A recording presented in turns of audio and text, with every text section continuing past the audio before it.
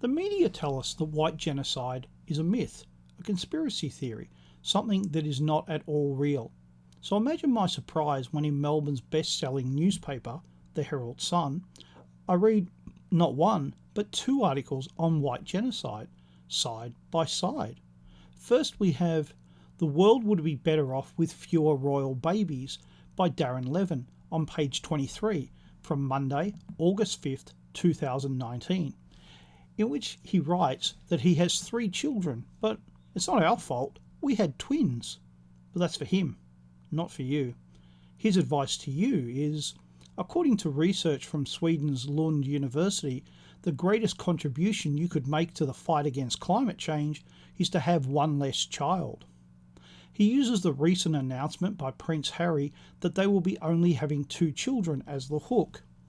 If you consider that the average Brit emits nearly 10 times as much carbon as someone in India or Vietnam each year, and more than 100 times more than your average Ethiopian, can you imagine how much carbon a royal baby would spew into the atmosphere over the course of their privileged lifetime? This will be of interest soon.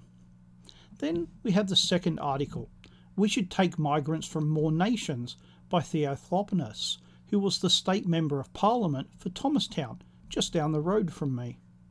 Mr. Theophanous writes about his recent trip to Europe where he visited Italy and Greece. "We are reshaping the composition of Australia without any debate or planning." Quite true.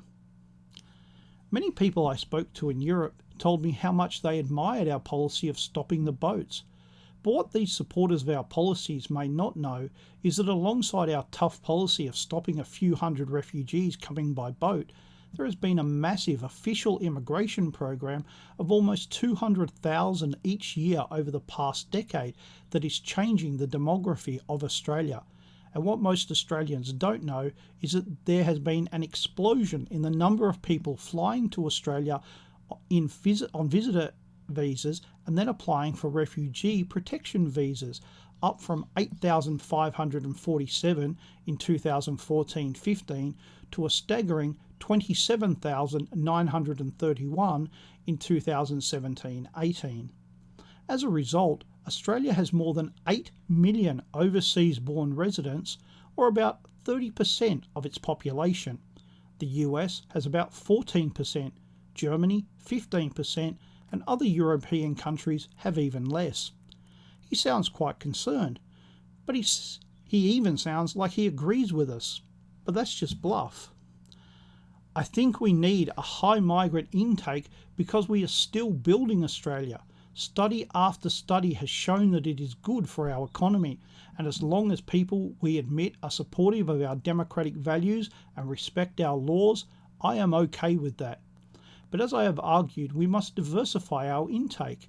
If we want to retain social cohesion, if we want a truly multicultural nation, we should not have a concentration of migrants from 2 or 3 countries."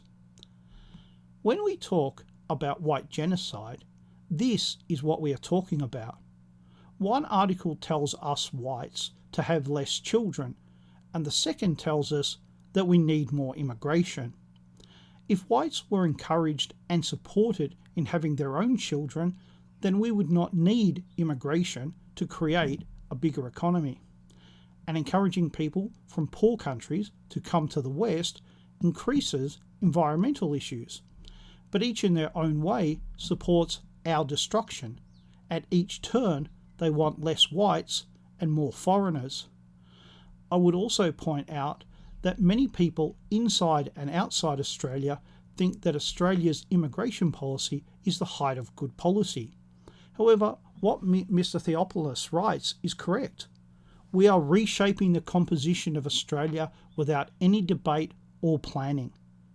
It is all about ideology, not what's good for the country or its people.